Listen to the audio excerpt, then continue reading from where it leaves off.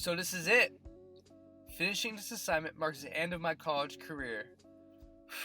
I have been waiting for this moment for the last 8 years, and let me tell you something. It's pretty fucking anticlimactic.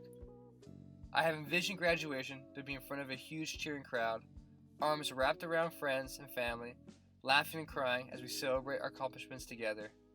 I'd have a big cigar in my mouth as we collectively threw our caps in the air. But the pandemic stole this moment. For some reason, walking across the stage is a threshold moment.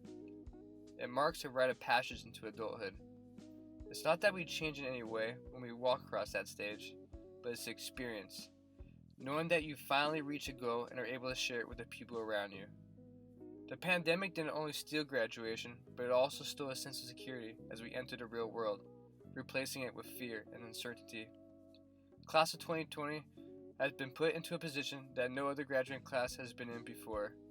We're entering a job market that is at a complete standstill, where unemployment rate is at an all-time high since the Great Depression, and an unaffordable housing market.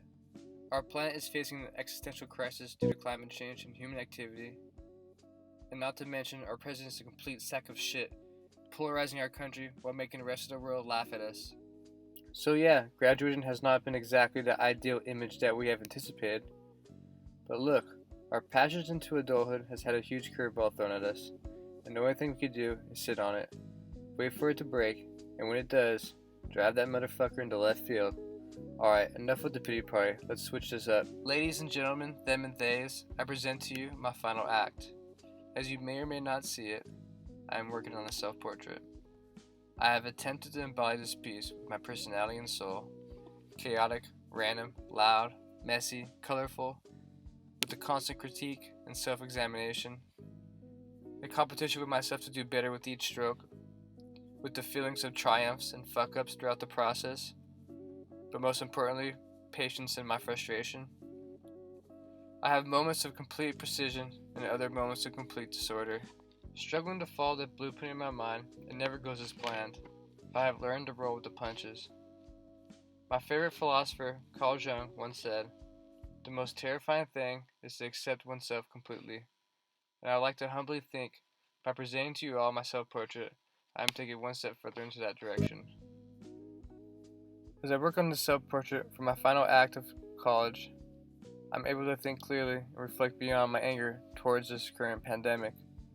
I imagine many of you have felt similar feelings of anxiety and uncertainty facing an unknown future in such an unstable environment, but I have found hope and inspiration to the fact that nobody really knows what the hell is going on, but we're all in this together.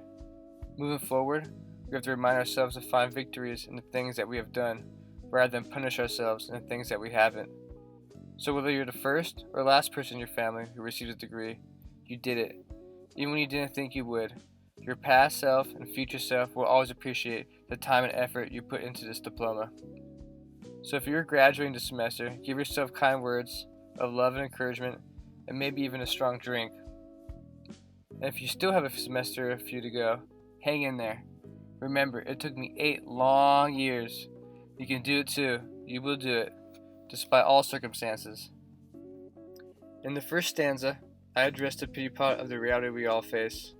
Yes, class of 2020 has been dealt a hard hand, but I want us to look at this as an opportunity.